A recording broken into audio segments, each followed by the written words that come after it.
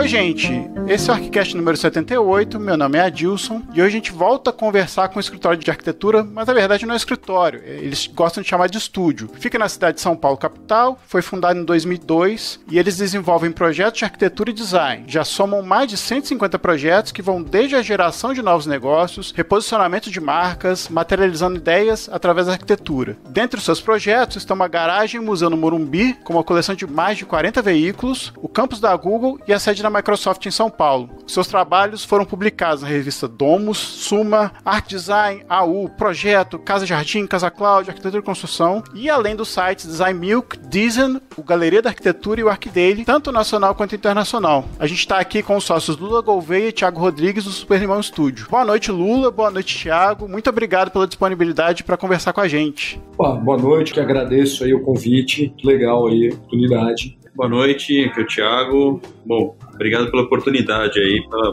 bater esse papo aí.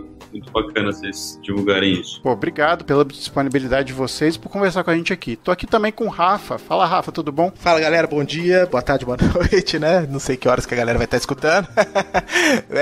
Thiago, Lula, obrigado pela presença, vamos que vamos. Isso aí, a gente vai então pros e-mails, comentários e outras cositas massas.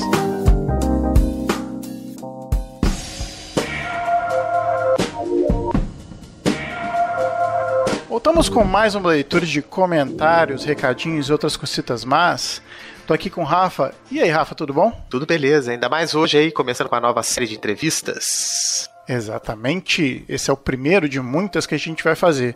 A gente já gravou algumas, a gente não vai revelar quem são, que senão elas estraga surpresa, mas uma coisa legal é que a gente fez essas entrevistas também pesquisar na obra dos caras. Então a gente vai botar alguns links para ter algumas referências para vocês saberem do que a gente está falando durante o episódio. Então sempre é legal a gente pesquisar um pouquinho sobre a produção desses escritórios, quando estiver escutando, para a gente saber do que eles estão falando mesmo. E até mesmo para ser uma curiosidade para vocês ficarem instigados para pesquisar a produção dos caras, né, Rafa? Isso aí. Começamos com o pé direito, entrevistamos o Super Limão, como vocês viram aí já na arte do post. Foi uma conversa muito produtiva e com certeza essa série aí vai dar pra gente um panorama bem bacana da produção atual de arquitetura, né? O legal é que a gente tenta fomentar aqui que vocês conheçam, né, um pouco dessa produção que está sendo feita no Brasil. A gente viu quando a gente vai pesquisar os escritórios que a concentração em São Paulo é absurda, né? Mas a gente vai conversar também com outros escritórios que não estão necessariamente em São Paulo. Então vai ser também para vocês buscarem outros ares, outras fontes e, claro, deixar os caras falarem da sua produção, que é o mais bacana, né? Isso, e também contamos aí com a ajuda de vocês para que a gente possa entrevistar aí escritórios que têm uma produção bacana e que estão fora desse eixo aí de visibilidade, né? Exatamente. Aguardamos aí a contribuição de vocês. Então, pessoal, se vocês tiverem sugestão de algum escritório que vocês gostem da produção, que vocês acham que deva estar aqui sendo entrevistado pela gente, manda um direct lá no Instagram, manda uma mensagem pelo site, manda um e-mail, que a gente vai tentar correr atrás. Isso aí, nosso radar tá ligado. Então a gente vai ficar por aqui, essa leitura é mais rapidinha, a gente vai direto pra entrevista e bora, né não, Rafa? Isso aí, toca o play. Então, galera, a gente volta daqui a uma semana com um episódio normal na grade de publicação do cast e um abraço, até mais, boa entrevista. Falou!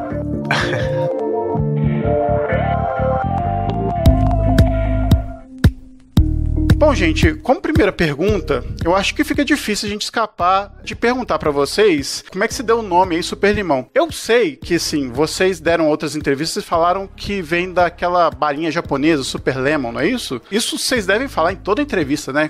Porque o nome Super Limão parece banda de rock, né? O sobrenome, né? O nome das pessoas, uma composição de letras e tal, mas a gente tava naquele momento com uma balinha ali na mão e a gente achava a experiência da bala uma coisa diferente e era muito parecida com o que a gente causava no escritório ali. Primeiro era uma reação azeda que a pessoa estranhava, fazia uma cara feia ali e depois começava a gostar e aí ficava doce. Então era uma relação com o trabalho que a gente fazia e continua fazendo e eu acho que o nome sempre foi muito feliz. Aí a gente nunca quis o nome em inglês, Super Lemon, então a gente achava bacana também ter o tio, né, no limão. E, enfim, adotamos o nome aí. É bacana, e essa metáfora dá pra brincar com várias coisas, né? Assim, em algum momento também deve estar aquelas engasgadas no processo, né? A gente teve que explicar isso tantas vezes que uma época a gente até brincava que cada vez que perguntasse a gente ia tentar falar uma história diferente. Mas aí também a gente várias histórias diferentes e a gente voltou pra história original e uma hora a gente inventa alguma outra coisa. Como é que funciona aí a dinâmica dentro do escritório? São 3 cabeças aí, vocês, e vocês também têm colaboradores. Cada um tem uma atribuição dentro do processo de desenvolvimento, ou todo mundo faz de tudo um pouco? Conta mais ou menos pra gente aí como é que funciona. Então, aqui, no fim, eu acho que são, né, você já falou, são bem mais que 3 cabeças. Hoje, só que dentro são 25. Depois ainda tem, a gente sempre fala que os parceiros de projeto acabam fazendo parte do time. Mas hoje tem eu, o Thiago e o Antônio. Eu e o Thiago, a gente é arquiteto, eu sou engenheiro também. E o Antônio, a gente fala que ele é o diretor do hospício, ele é o que toma conta de tudo, parte administrativa, ele é o financeiro, ele é o comercial. E aí, a parte de projeto, eu e o time, a gente divide. No fim, todo mundo olha tudo, a gente faz questão até que entre equipes rola uma colaboração e a gente acaba dividindo um pouco, a gente chama de pais de projeto, que no fim é quem vai acabar acompanhando no dia a dia, porque tem bastante projeto, assim, o que a gente acompanhar o tempo inteiro todo mundo já não estava funcionando tão bem. E aí foi quando o escritório foi criando esses laços, né? Então hoje a gente divide em 4 equipes e uma satélite que entra com o design, que acaba colaborando com todo o avô. Mas assim, é uma coisa bem, cara, não é uma hierarquia, eu diria que aqui é uma certa, bem linear, a gente fala que é bem orgânico o escritório. Porque desde o estagiário, o cara pisa aqui, já está desenhando, já está indo para a obra, não tem essa de desenhar rodapé para depois começar a projetar. A gente acredita numa formação meio contínua e a gente sempre brinca ali que são os superpoderes. Cada um que entra aqui traz alguma coisa de novo. Habilidades, né? Não, total. Aqui é Liga da Justiça.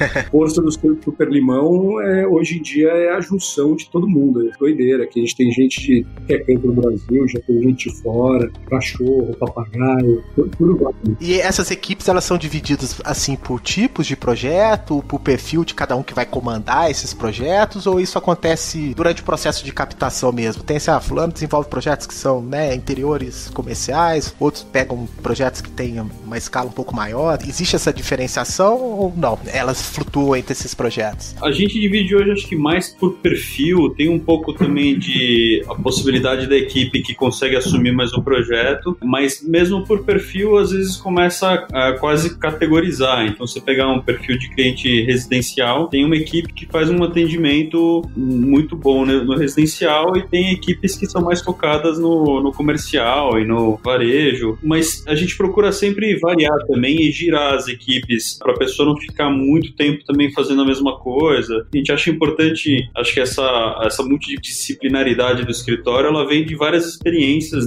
em várias áreas. Então, a gente acaba, de alguma forma, reforçando isso, girando as equipes entre projetos de perfis diferentes e clientes diferentes. Essa pergunta nem tá na pauta aqui, mas aproveitando mais ou menos o que vocês falaram, dessa experiência dos colaboradores de irem às obras e tal, vocês executam as obras, vocês são contratados por essa execução, ou vocês fazem o acompanhamento, que é típico mesmo dos arquitetos, desse acompanhamento diário, de refazer desenho, ajustar detalhe, porque o projeto de vocês é muito bem acabado, a gente percebe que tem uma presença muito forte da mão de vocês, assim. Como é que funciona isso? Então, assim, a gente acompanha tudo, no começo a gente fez muito projeto, a gente executou, ainda mais no começo, assim, um projeto maluco, não era fácil achar gente para executar, e aí, no fim, eu já tinha vindo, eu já vim de obra, então a gente tinha uma equipe boa e executava as obras. Conforme o escritório foi ficando maior e vindo mais projetos, já não dava tanto para ter um foco tão bom nas duas frentes, e aí a gente optou por focar em projeto,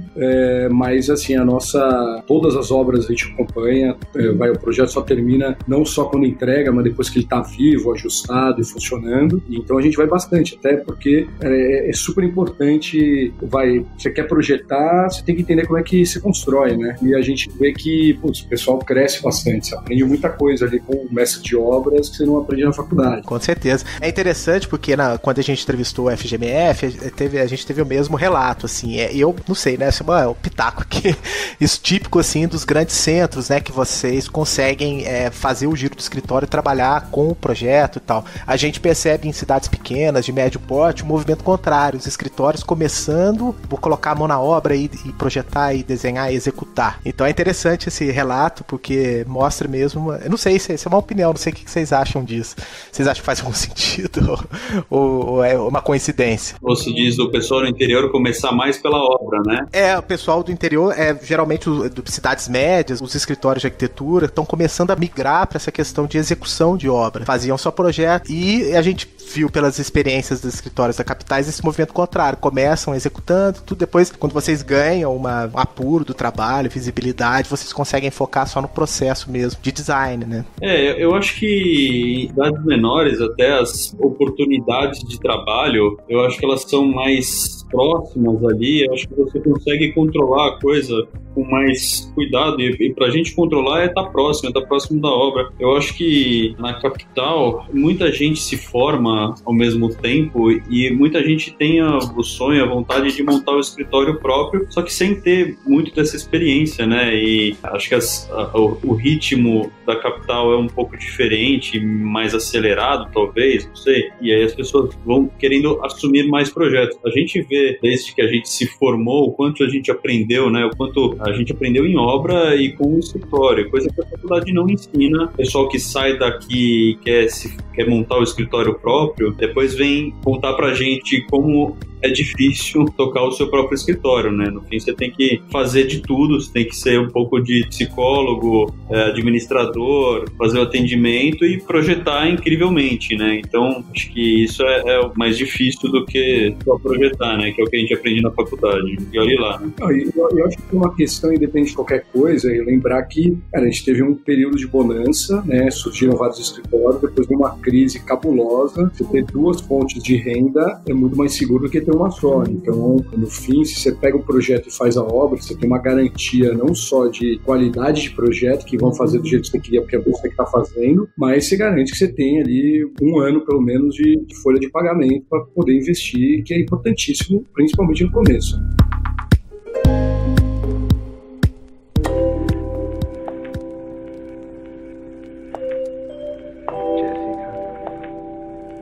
A gente vê que quando vocês dão entrevista e até olhando o projeto de vocês, vê que vocês têm uma preocupação com a inovação, que está muito relacionada, por exemplo, a materiais que a indústria produz. E saber se isso de alguma forma faz parte de uma linguagem que vocês buscam na arquitetura ou até mesmo no que vocês produzem. Assim, a gente tem uma sede por criar coisas novas e tentar repensar todas as coisas como elas são feitas hoje. Eu acho que tem que sempre tentar aprimorar processo, tornar uma arquitetura mais eficiente, um sistema mais eficiente, um sistema modular, um sistema de baixa manutenção. E isso tudo também tem uma estética, acho que existe uma harmonia de coisas que acho que devem ser seguidas, mas a ideia é sempre tentar criar coisas novas. E não só uma linguagem, eu acho que o caminho é tentar criar em cima de oportunidades, né? De criar coisas mais eficientes mesmo.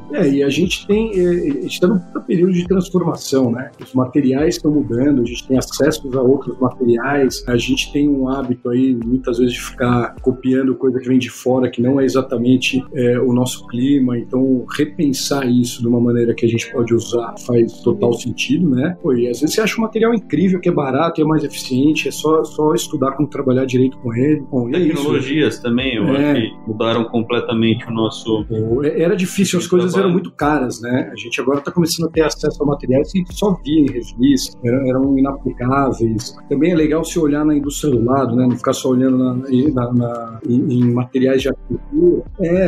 Vai passear em outro lugar, vai ver o que estão usando na indústria. A indústria já resolveu boa parte dos problemas que você tem numa casa de outra maneira.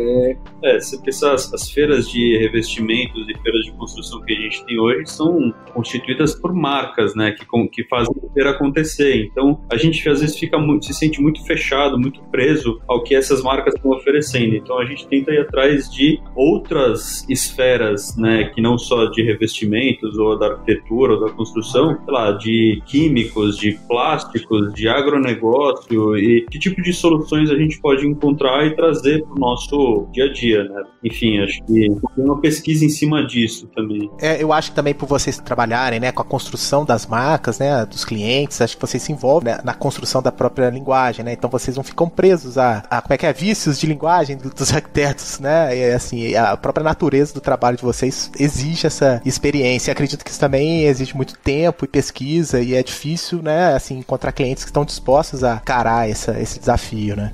Cara, e a gente não falou direito, mas aqui no escritório a gente tem o Mussum, que é o Polo de Desenvolvimento de Novas Tecnologias Super Limão. Se você ler o contrário, é Mussum também, né? E é uma oficina que todo mundo pode usar, a gente trabalha aqui, a gente testa material, a gente faz protótipo, a gente bota fogo nas coisas, a gente, né, vai experimentando mesmo. Assim, às vezes você tem material que está procurando projetos, às vezes tem projeto que está procurando material. Não dá para você resolver isso em cima da hora, você vai ficar com poucas opções. Tem material que você aprende a trabalhar ao longo do tempo, né? Então é legal. Fora que isso é muito divertido, vamos dizer, uma das partes mais legais da nossa profissão é poder fazer isso, né? E assim, você quer mexer, tem um revés nisso, que é assim, você tem que ter uma puta responsabilidade. Você realmente tem que fazer. Não pode ser uma mudança simplesmente pela estética e vamos fazer um negócio diferente, vamos botar um negócio muito louco na parede. Você tem uma questão ali térmica, você vai usar um tipo de material, mas você também vai pensar como é que a ventilação da estrutura como um todo funciona. É bem bacana isso daí. Inclusive eu estava vendo o depoimento que vocês estavam dando sobre a fachada do projeto do carbono, né? Que vocês pegaram, as madeiras são literalmente deixadas no carbono, né? Assim. Queimadas. A gente queimou. Essa parte a gente fez. A gente entregou o painel. Nessa época a gente ainda tocava obra. Tinha um galpão e queimou todas essas placas, porque a história do carbono, a gente voltou, a gente deu uma pesquisada, achou uma técnica japonesa que chama Soshugiban, e é bem louco, eles queimavam a madeira, porque quando tinha incêndio, pegava fogo na aldeia inteira. E queimar a madeira, o carvão é mais difícil de começar a queimar de novo do que a madeira e tal. Então era uma proteção. E aí a gente deu uma adaptada, porque eram painéis, eles fazem lá com tábuas, e aí a gente queimou a fachada inteira. Curioso que a gente viu uma palestra do Jacobsen aqui em Juiz de Fora, e ele utiliza em algumas casas o mesmo processo, de deixar em carvão algumas peças em madeira, e aí dá aquele brilho e aquela aparência muito inusitada, né? É legal, né? A gente viu no fim, depois que a gente pesquisou sobre esse material, a gente acabou vendo vários projetos que isso é aplicado, uma técnica muito bacana, e aí ela tinha total a ver com o que você falou, de construção da marca, né? A gente, enfim, acaba entrando muito nisso, né? Na história, na marca, quando é um cliente residencial, a gente gosta de ir a fundo no perfil dessa pessoa, como ela mora, como ela vive, quem ela recebe. Eu acho que a marca, ela tem muito disso, né? Ela tem essa forma de se expor para um público, né? E acho que isso, ela fala uma linguagem também. Então, quando a gente está criando uma marca, a gente tenta traduzir isso no espaço, de alguma forma. Então, aí vem essas soluções que a gente também pesquisa os materiais, tenta criar uma linha de raciocínio entre a marca e que história ela está contando nesse espaço, né? Então, você vai receber pessoas, um escritório também. Então, como é que aí, acho que pensando mais de dentro para fora, como é que é a dinâmica das pessoas trabalhando? O que a gente consegue melhorar nesse espaço de trabalho? O que a gente precisa realmente, né, efetivamente, no seu dia a dia, né? Tentar pegar a essência disso. Isso é sempre correndo em paralelo com essa pesquisa, né? Acho que é sempre complementar isso, né? Legal, assim, esse potencial de experimentação que vocês levam para o material em si, né? Pelas propriedades do material. Normalmente a gente vê isso nas escolas de arquitetura, simplesmente na elaboração espacial da arquitetura, da locação e relação com o contexto do sítio. Não que isso não seja importante, mas a experiência de vocês mostra que essa experimentação tem que ir de ponta a ponta, né? Do processo. Isso é bem legal. A gente brinca que, assim, a pessoa que está vivenciando aquele espaço, que está passando por essa experiência, ela não sabe distinguir o que é a arquitetura, o que é o interiores, o que é a comunicação visual, o que é o uniforme do cara que está te atendendo, a forma como ele está atendendo. É tudo uma experiência só. E a gente traça essa trajetória por exemplo, da entrada da pessoa na loja, ou antes dela entrar, o que ela vai enxergar de longe, como ela vai ser recebida, qual é é o clima, qual é a música, qual é o cheiro, o que ela tá olhando, o que ela tá sentindo. Então a gente traz essa trajetória toda para criar um contexto em tudo isso. Essa jornada toda, né, é pensada dentro do processo, né, assim, isso não fica a cargo depois do cliente resolver seja se for uma loja com os produtos dele, não, isso faz parte do processo de desenho do espaço, né. A gente foca na parte de projeto, de interiores, em boa parte disso também, desenha o produto, mas a gente trabalha muito com parceiros, então tem parceiro, tem consultoria de restaurante, tem empresas de visual merchandising que trabalham com parceira, tem empresas de comunicação visual, tem, enfim, todo tipo de parceria para a gente conseguir fazer essa trajetória ser o mais completa possível. E vocês que gerenciam todos esses saberes, assim, fica a cargo de vocês ou o cliente assume isso? Vocês conseguem trazer para vocês essa responsabilidade? A gente traz pra gente, mas a gente insiste que o cliente se envolva o máximo possível, porque ele tem que passar muito dessa mensagem. Ele está criando a marca e a gente precisa que ele seja o cara mais feliz dentro do espaço, senão o negócio não dá certo. Ele tem que estar super envolvido, então a gente precisa trazer ele, a gente tem que estimular isso, fazer ele entender que ele tem que participar disso. Não é sempre que acontece, mas quando acontece a gente acha que o trabalho é muito mais rico do que quando tá só na nossa mão, assim. Eu gosto do trabalho de vocês, eu quero que vocês façam. Não, a gente tá tudo junto.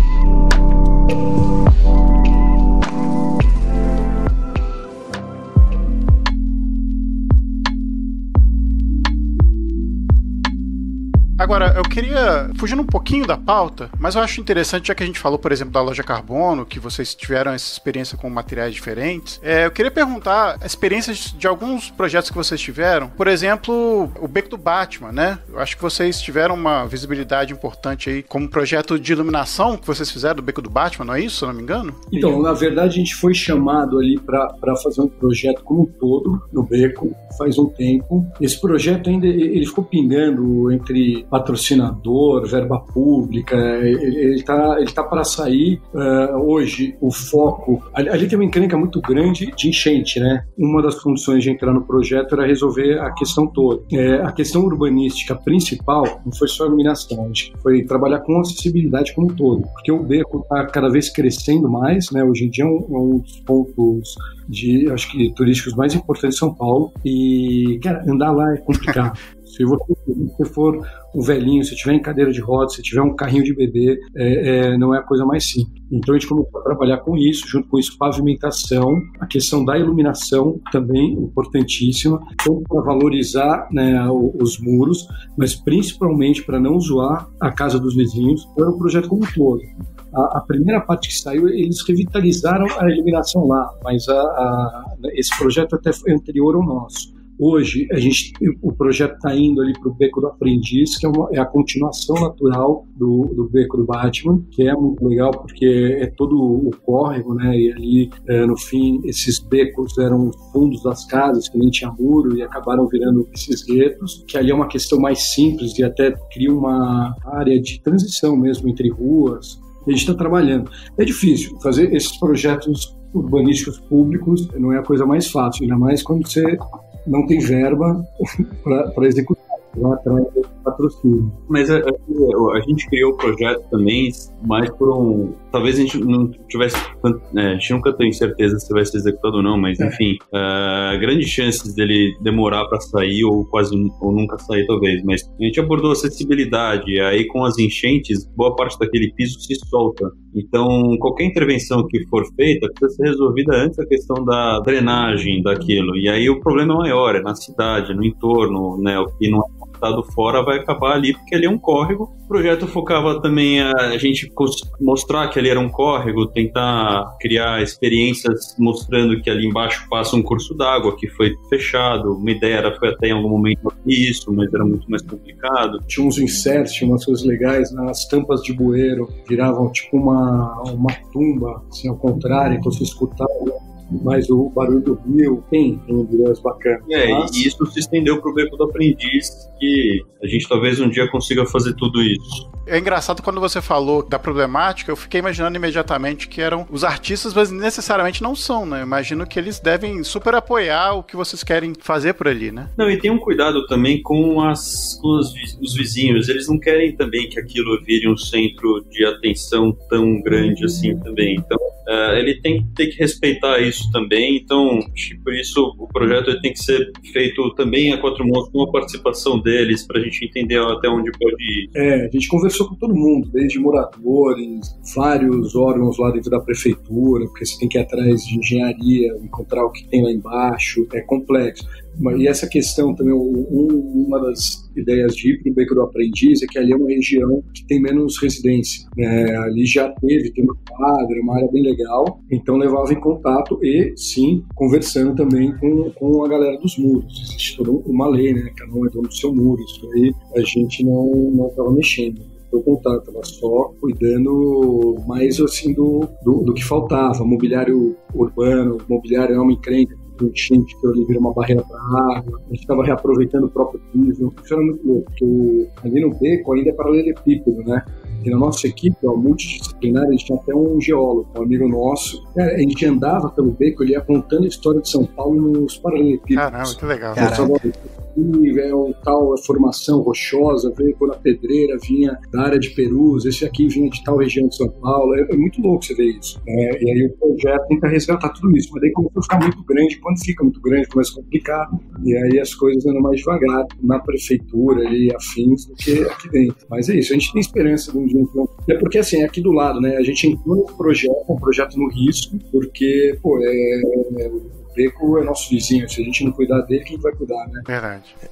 Vocês acabam sendo um dos atores aí, um dos agentes do espaço também, não só os que tá projetando. E acredito que deva ser bem difícil, né? É um processo totalmente diferente, né? Vocês têm que lidar com essa memória, com muitos fragmentos de coisas, né? É um processo bem diferente do arquitetônico, né? Assim. E no fundo a arquitetura tem que sumir, né? Porque é isso, você vai lá para ver o muro, então a gente tem que fornecer o que falta de uma maneira incrível, mas que não queira roubar a atenção do que já está lá.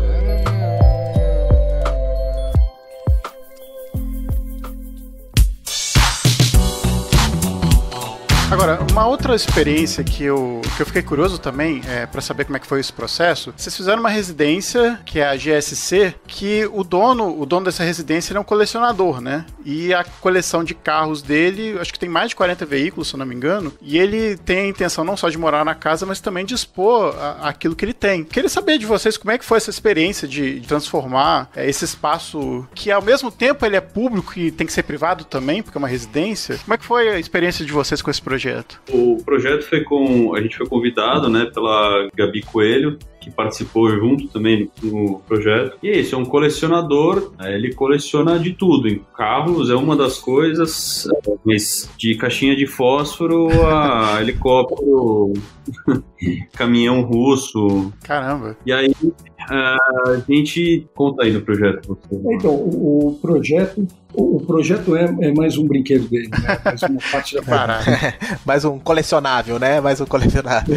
E é muito louco, porque assim, é um terreno vizinho, né? E era um terreno em declive, então a gente cavou ele para criar uma garagem embaixo, e aí nesse espaço criado, para fazer a cobertura, a gente fez uma malha de containers, que eles vão meio que se entrelaçando assim, e aí tem um reforço estrutural, mas porque imagina que numa garagem quanto menos pilar, melhor, né? Eles estão manobrando no meio de um monte de carro, e uns carros, assim, insanos, é uma coisa incrível a coleção dele. Cara, e é isso, assim, entre coleções ele tem carrinho de criança. Nossa, cara, coisa que legal. Linda, tinha aquele metal, assim, e aí o container, essa casa criada com container, ela era em vários níveis, né? A experiência é muito louca, a gente foi entrelaçando eles, então foram abrindo vários, de uma hora você olha para baixo da garagem, de repente você olha para cima, você vê um jardim, todas as coberturas tem jardim, então é legal, você olha em planta, ele some. Os containers estão bem escondidos, tem dois que aparecem bem, que a gente deixou do jeito natural, o resto a gente acabou pintando de branco com uma tinta térmica, uma tinta de cerâmica, que é muito boa. Aí esses módulos, eles têm ventilação cruzada por todas as janelas, a gente criou 3 linhas de janela, a gente fabricou, né?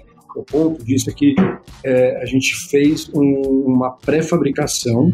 Então, em loco estava rolando uma escavação e contenção e fazendo piso, estrutura de suporte, fundação. E em paralelo, num galpão, a gente tinha uma empresa que trabalhava com projeto de container, a gente estava montando esses módulos, a parte, fazendo as aberturas, os caixilhos, preparando os encaixes. Como ele mudava tudo, a gente acabou criando um grid E esse grid você poderia optar facilmente por janela, espaço de exposição, porque também você abre só janela, você não tem onde aprender a expor nada. E aí esses módulozinhos criaram um padrão e esse padrão vai se multiplicando. Tem um elevador assim no escritório dele, porque ele, né, na parte de cima específica do programa tem o escritório dele, tem uma biblioteca e um escritório de apoio dele, tem uma oficina de pintura, de arte, tem uma academia. E o resto, principalmente a área de circulação, mas uma circulação larga, é onde ele guarda a coleção e expõe. E como você precisa de muita parede, a circulação é perfeita. E aí, no fim,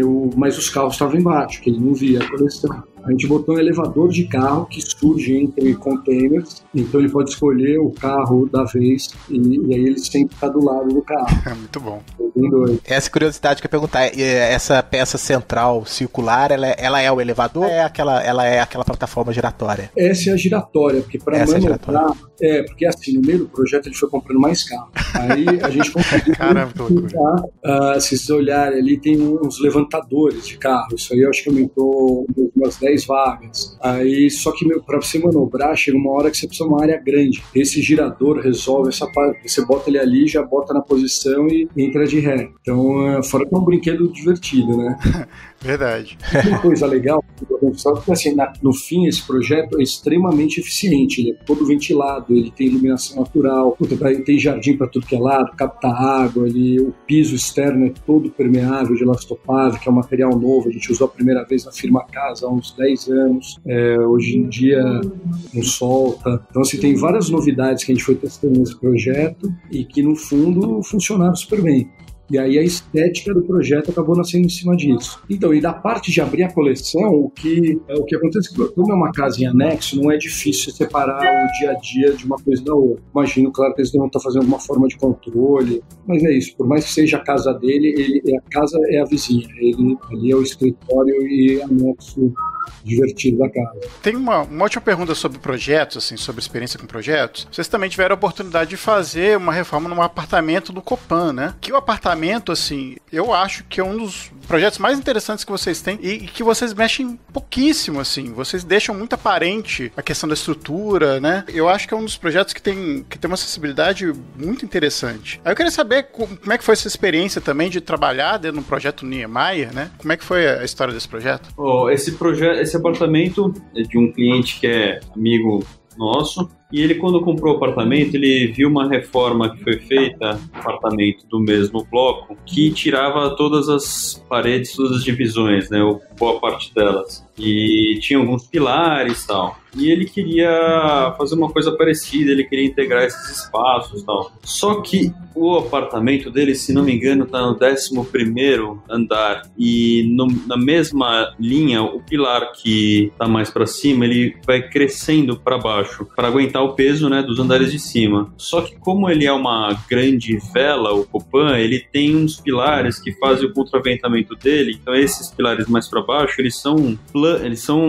eram as paredes inteiras, eram de concreto. Então a gente acabou mudando ali o partido do projeto, a gente não ia conseguir mais integrar os espaços como a gente imaginava, mas a gente acabou, enfim, era super curioso, aquela cortina de concreto dentro do apartamento, e a gente foi descascando as paredes que tinham esses pilares e expondo isso.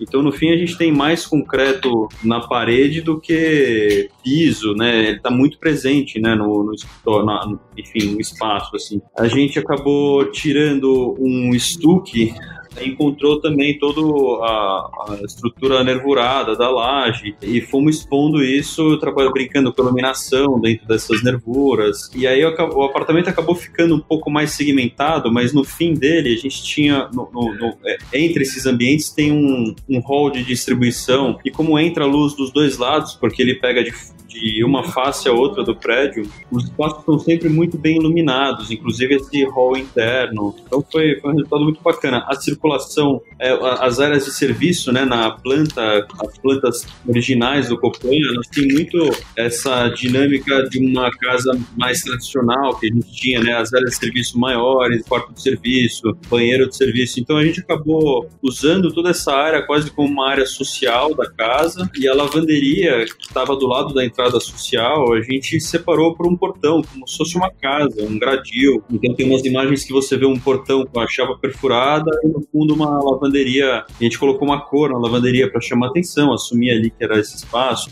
A bicicleta acaba ficando estacionada ali. No fim, todos os espaços, os ambientes, apesar de parecerem separados por essa cortina de concreto, eles estão super bem conectados nessas galerias internas, assim, e pela fachada também. Agora uma curiosidade, o piso é novo ou vocês, o granilite é original? O piso é novo, a gente fez o granilite em todo o apartamento. Já era um piso que é usado nas áreas comuns, a gente usou uma outra tonalidade, fez um desenho de juntas ali de piso, e como o apartamento ele era muito cinza, né, também a gente acabou entrando, a gente já sabia que a gente tinha elementos coloridos no mobiliário, já eram dele, né, do proprietário, acabou fazendo uma cozinha com bastante cor também, então cada móvel desse, ele tinha uma utilidade e uma presença ali numa cor, né, então você tem a lavanderia, o verde, um azul na cozinha, o verde na cozinha. E é um tipo de projeto que você vai descobrindo como é que o projeto vai ficar, porque você vai acabando descascando o apartamento, né, e vendo o que você pode aproveitar de estrutura ali, né. Isso é bastante do nosso dia a dia, viu? Por isso a gente tem que estar muito próximo da execução também, porque a gente sabe que a gente trabalha com muita reforma e a gente encontra coisas que a gente não consegue nem explicar como é que elas estão de pé até hoje. Então existe até uma responsabilidade em cima disso em resolver certas coisas, porque a partir dali a responsabilidade vira nossa. Então, quando a gente acaba descascando e criando vãos, a gente precisa ter um aval estrutural, enfim, volta e meia temos que criar reforço, mas a gente muitas vezes encontra pilares que não chegam a lugar nenhum, vigas que não estão apoiadas em lugar nenhum, buracos de cupim no concreto. Caramba! E quando você deixar ali é legal. Já que não está fazendo nada, então pode deixar, né? Parceiros bons também. A gente trabalha muito com um engenheiro de patologia de obras, que é um cara que é especialista em detectar problemas e procurar soluções para resolver esses problemas. Então, é um cara que a gente tem o telefone dele sempre em mão. Não, e imagina a alegria dele, porque normalmente chamam ele quando dá merda. A gente chama pepino, né? A gente quer fazer isso, vai dar merda? Então já... Tem o departamento de vai dar merda, né? Que no caso é o engenheiro, né? Tem que ajudar na solução, né? É verdade. O departamento de vai dar jogo, né? Assim, uma oportunidade que pode aparecer aí no processo de prospecção e tal. É legal, assim. Não, porque no fim a gente sempre quer usar, quer tirar o máximo partido, quer fazer tudo isso. Então nessa hora nada melhor do que estar bem escorado e cada um no macaco do seu galho. Realmente cálculo de estrutura é uma bela uma encrenca. Né? Eu não conheço poucos arquitetos que gostam disso. Conheço um arquiteto que é um projetista, mas não é comum. É verdade.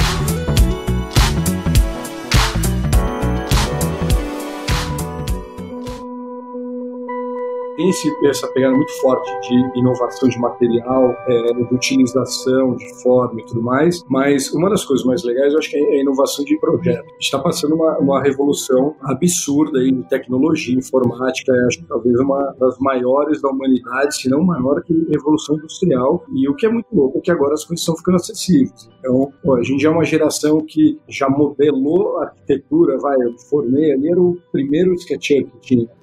Eu já estava modelando. Hoje em dia, a galera não só modela, como já estão parametrizando. E isso é uma ferramenta muito foda. Processos e afins. Disso você cria um processo de produção. A gente tem desde CNC, impressão 3D, novos materiais. A junção de tudo isso está criando uma nova arquitetura que está se tornando acessível. Você não vai imprimir a casa inteira, mas você precisa imprimir aquele nozinho da estrutura que você não sabia como resolver. Hoje em dia isso já pode se tornar viável. A realidade virtual, uma das coisas mais legais aqui do escritório, a gente tem um galpão, que é uma área livre, a gente tem um equipamento treta ali não só para apresentação para cliente, mas para projetar. Você está na dúvida ali, vamos entrar no espaço, vai lá, gira o sol, a sombra tá andando, mexe na parede. É muito louco. Parece que você está jogando videogame. Isso é muita tecnologia. Ninguém projetou com isso antes, né? A gente é a primeira geração a fazer isso. A gente apresentou, por incrível que pareça, fizemos a apresentação para tanto a galera do Google quanto a Microsoft em projeto, pela primeira vez que eles tinham visto um projeto sendo desenvolvido. A gente fez a sede nova da Microsoft que está ficando pronta, ela foi toda feita, ela nasceu na realidade virtual e é muito louco.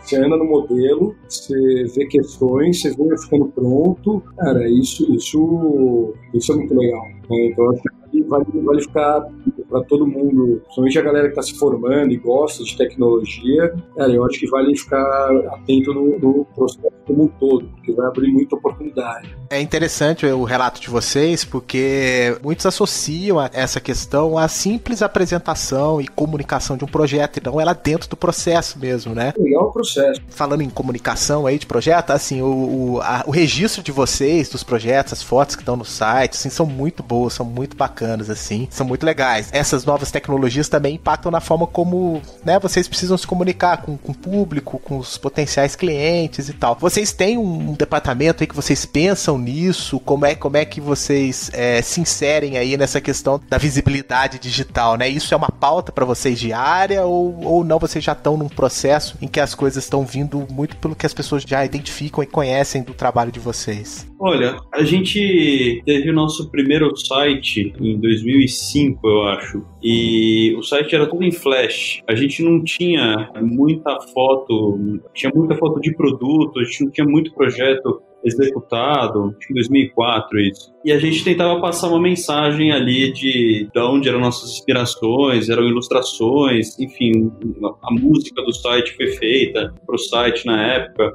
Foi uma coisa que marcou muito até pra gente, assim, mais pra gente, até porque ninguém conhecia. E a gente sempre investiu muito em fotografia de projeto. Acho que isso é o resultado imagético ali do nosso trabalho. É claro que é só uma imagem, ela não conta todas as histórias que a gente sabe que a gente passou para chegar naquilo, mas no fim a gente já passou por projetos que foram demolidos e que não existem mais, e hoje o que resta para a gente apresentar são essas fotos.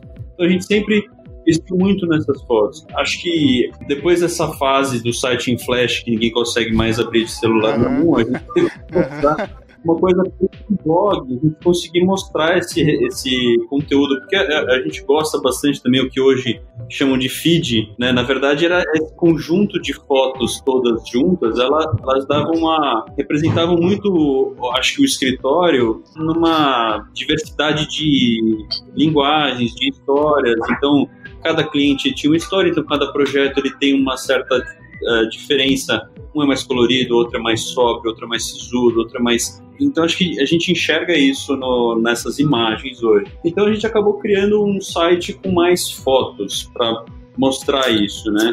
E hoje a gente tem a assessoria que faz mais a divulgação em mídias sociais, né, em Instagram principalmente. Eu acho que hoje é a nossa ferramenta mais forte de contato com isso. Eu confesso que, assim, acho que nós dois aqui não somos o melhor exemplo. A gente talvez não saiba mexer muito nisso, mas assim, tem toda quando postar, quando as pessoas estão vendo mais e tal, eu acho que... Não, é um canal bacana de acesso, né? Eu acho que acabo assistindo mais e vejo, o que eu acho interessante é que um feedback instantâneo do resultado desse trabalho. Então, às vezes a gente vê comentários que... É legal quando vem um comentário até crítico, porque você para pensar, não é só curtida, entendeu? Não é... A gente entender qual que é a leitura que as pessoas estão fazendo do nosso trabalho. Não, e o Antônio, o Antônio é o louco do Instagram.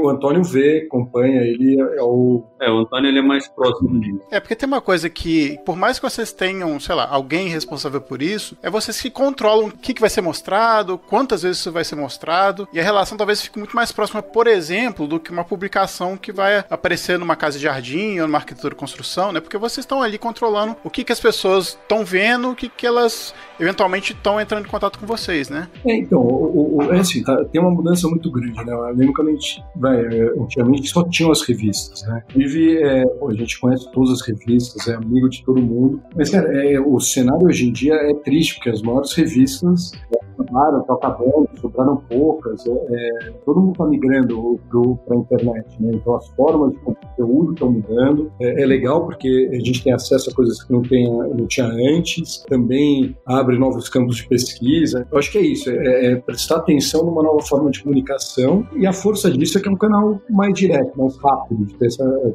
troca, né? Sem essa mediação, né? E realmente as revistas, elas davam aquela temporalidade para as obras, né? Então, assim, você conseguia ter um panorama, né? Os projetos dos anos 2000 e 2002, né? Do fim dos anos 90, essa noção de tempo meio que se dissolve, né? Com essa nova forma de comunicação e tecnologia e tudo aquilo que vocês falaram, né? Mas abre milhares de outras oportunidades, né? Eu acho que sempre vai ter espaço para uma revista bacana, uma coisa colecionável. A gente, por muito tempo, manteve aqui a biblioteca do escritório e, né, a gente comprava livro, trazia de viagem, isso foi mudando. Eu acho que o livro sempre vai ter seu valor, mas, por outro lado, é louco que abriu um acesso para muita gente que era complicado. Assim. A gente sempre teve sorte, o escritório, de certa forma, ele sempre teve um trabalho diferente, então as revistas sempre procuraram a gente muito antes da gente ter assessoria ou qualquer coisa. Então, abriu um canal. Isso é bom, porque aí os clientes começam a acreditar mais, e aí uma coisa vai girando a outra. Então, abriu pra gente portas incríveis, parcerias com empresas. Eu lembro no começo do escritório, a gente fez parceria com a BASF, foi bem louco. A gente foi na fábrica da BASF, botou avental. Eu lembro que a gente foi fazer o teste do piso, desse piso drenante. A gente levou uma mala cheia de coisa, começou a tirar, assim, parafuso, bolinha de gude, começou a aparecer todos os caras, os engenheiros do laboratório para ver os caras acreditando. Aí lembra, isso aí a gente fez um dos primeiros posts do escritório. A gente fez um vídeo girando o barril e postou. Era um videozinho, tipo um GIF, sei lá, mas já era um primeiro canal, né? Chegou a ter um Tumblr, uma época que eu acho que ele tem mais esse conteúdo direto nosso do dia a dia. Hoje em dia ele não tá ativo mais, mas a gente pensa assim, em colocar mais coisas do processo, né, no Instagram, que, enfim, demanda uma disciplina nossa de registrar e colocar. Mais colocar, na verdade, registrar a gente até que registra bastante coisa. É aquela coisa, né? Ou você aproveita o evento ou você registra ele, né? Não dá pra fazer as duas coisas. É verdade. Esse é um das grandes dramas, essa geração aí ligada, né? As pessoas não aproveitam mais os shows, né? Elas vão pros shows e ficam olhando pra tela do celular, filmando o show, né? E não veem um show, né? Eu acho que uma questão aí na foto é o seguinte: a foto é um instrumento de olhar muito foda, né? Como se apresenta seu projeto.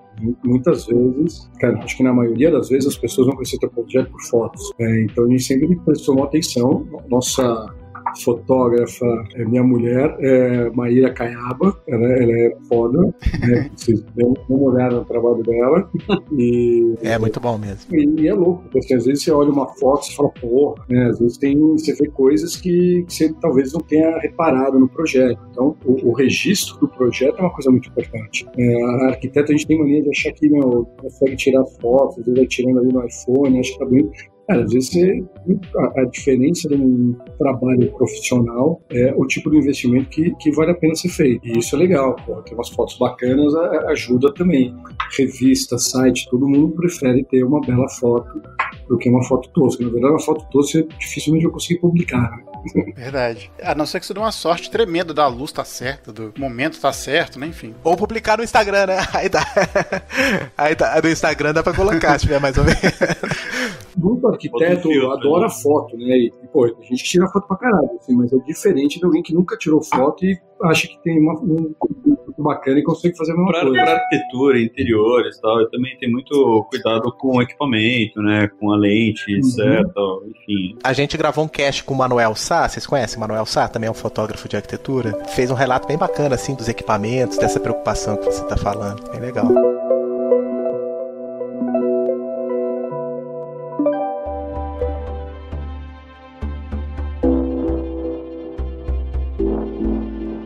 Uma pergunta que vem muito da curiosidade de quem não é de São Paulo, porque assim, vocês estão num ambiente que, além de ser muito competitivo, que é o da cidade, a gente vê que, assim, se a gente for pesquisar no site, principalmente no ArcDaily, que é o site principal aí da arquitetura no mundo, pode contar em 70% a 80% dos projetos estão fatalmente, se não estão na cidade, estão no estado de São Paulo. Como é que é conviver com esse ambiente competitivo e que fatalmente vocês têm que encarar essa competição aí que é mais acirrada entre vocês? vocês. É claro, eu imagino que assim, muitos de vocês sejam amigos, né? Se conheçam, mas a competição também não é fácil, né? Ela não é fácil, eu acho que ela é saudável, porque ela estimula a gente a não parar de se movimentar também, e isso não é só na criação, mas também nessas estratégias, né? Como uma empresa, né? Como um escritório. A gente acaba por fazer uma diversidade grande de tipos de projeto, a gente acaba competindo com vários escritórios, mas que são diferentes entre eles. E isso a gente acaba não tendo, assim, uma competição com um ou outro escritório específico mais acirrada. A gente sabe que a gente entra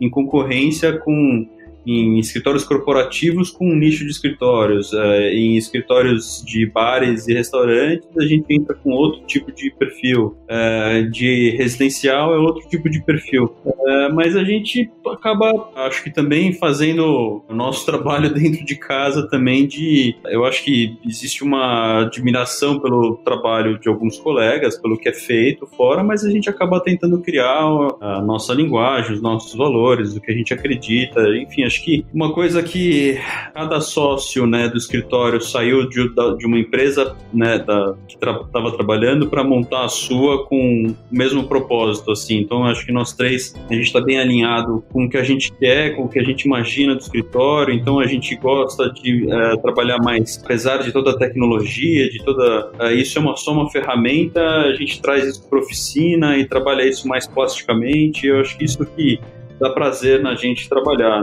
Eu acho que a concorrência é uma coisa que dá mais uma pimentada na história e, enfim, estamos no mesmo mercado, né? Não tem jeito.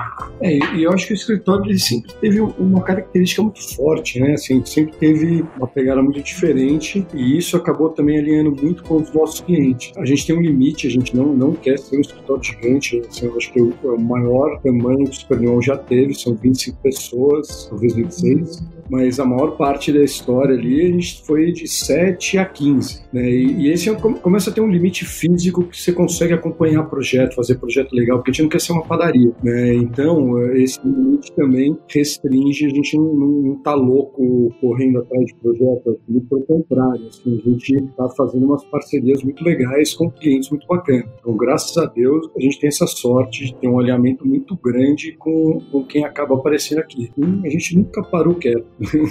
Bom, muito bom. Então vocês acreditam que chegaram aí num ponto de equilíbrio bacana para conseguir tamanho e processo de trabalho? Vocês acreditam que estão aí no ponto ideal? Essa é a resposta que a gente dá hoje. Não sei daqui a 5 anos. É verdade.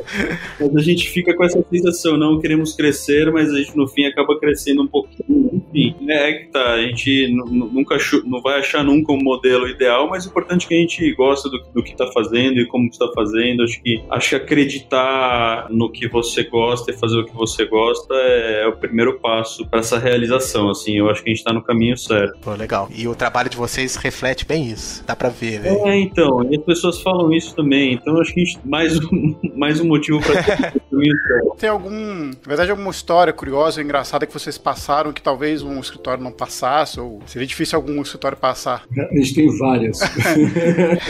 Então compartilha uma com a gente, por favor, se vocês puderem. Se aparecer o nome do cliente, a gente põe pip, pip. Então, nessa história, assim, bem louca, que a gente gosta de ficar explorando, vendo materiais, a gente fez o projeto do Fernando Jäger, da Pompeia, na Rua Padre Chico. E é uma casa antiga que virou escola, um puta jardim, a casa era muito legal, né? E aí a gente começou, e tinha, assim, ela era toda meio fechada, a gente tava começando a pesquisar, vendo piso, vendo parede, estrutura do telhado, se dava pra tirar o forro. E nessa, a casa era elevada, a gente achou tinha uma grade que tinha sido arrancada e dava pra entrar meio que no porão. Nessa primeira vez ali, tava meio bizarro ali, não dava pra entrar direito. A gente voltou com lanterna, luva, máscara, maior esquema, fez um mirador andando embaixo da casa. Aí a gente descobriu toda uma estrutura de arco, de tijolo, resolveu tirar a estrutura do piso, e aí foi uma puta viagem, a gente achou umas fantasias, a gente começou a jogar futebol, porque tinha a quadrinha da escola. No fim, isso acabou inspirando várias coisas do projeto, né? Foi bem divertido. E isso é meio que dia, a gente não tem umas histórias dessas o tempo inteiro. Isso é legal. Um alinhamento, subindo que a gente fez para ter acessibilidade, acabou criando uma rampa, né? E a casa tinha um desnível, então deu uma rampa gigante. Aí a gente, do jardim, você consegue ver o Sesc também. Dá pra ver a torre da Lina. Tinha 2 prédios bizarros, assim, meio clássico, uma coisa bem tosca. E aí você vê a torre certinha no meio dela. Aí no fim a gente construiu um galpão. Né? Esse galpão, como ele é novo, ele tem uma arquitetura nova. Isso é uma coisa que a gente faz, a gente nunca imita. Se é velho, se é novo, é legal mesclar os dois. Mas aí nesse galpão a gente fez uma janela certinha que alinhava, escondia os 2 prédios. Quando você olhava na rampa, assim, era o eixo principal, você só via ali, né? Foi legal também.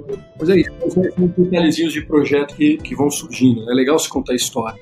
Essas histórias, no fim, sempre enriquecem. Pois é, e fazem o dia a dia ficar melhor também, né? Você tem história pra contar.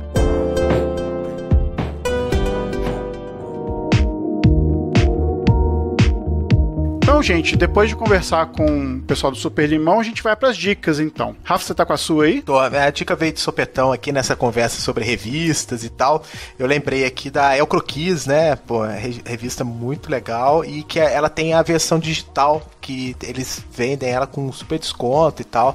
E as matérias são muito boas, as fotos são muito boas. Aquelas especiais dos arquitetos são bem legais também. Então, uma dica aí pra vocês acessarem, El Croquis digital. Bacana. Bom, minha dica hoje vai ser... A gente fez uma série de perguntas pro pessoal lá no Instagram do que eles davam como dica pra gente fazer um episódio. E dentre essas dicas surgiu uma possibilidade de a gente falar sobre arquitetura japonesa. Só que eu descobri, e existe um curso aqui que tá no ArcDaily, foi da Escola da Cidade, que fala sobre arquitetura japonesa em 7 aulas. Então tá o Guilherme Wisnik, tá o Gabriel Kogan, o Lourenço Jimenez, a Marina Lacerda. Então são 7 aulas sobre arquitetura japonesa, que tá imperdível. E estão todas lá no link que a gente vai deixar para vocês. Tá no ArcDaily e também tá no YouTube. Então fica a dica aí para quem quiser saber mais sobre arquitetura japonesa, só acessar o link do ArcDaily e das aulas lá da Escola da Cidade. Thiago e Lula, vocês já estão com essa dica aí? Olha, eu daria a dica, tem que ser rápido, que vai acabar dia 11 de agosto, mas o FILE, o Festival Internacional da Linguagem Eletrônica, que acontece ali na Fiesp,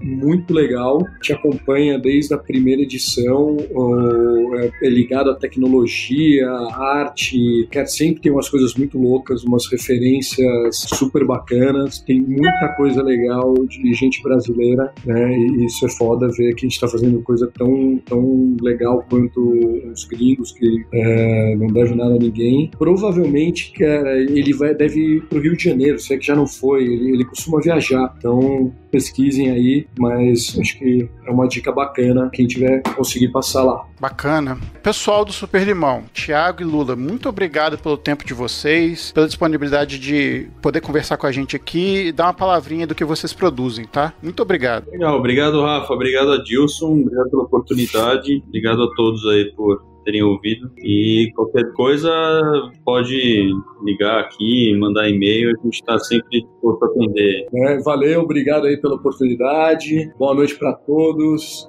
E é isso aí, se precisarem de alguma coisa, contem com a gente. Um abraço aí pra todo mundo. Joia, obrigado Lula, obrigado Thiago. E a gente volta na semana que vem com mais um episódio pra vocês. Até mais.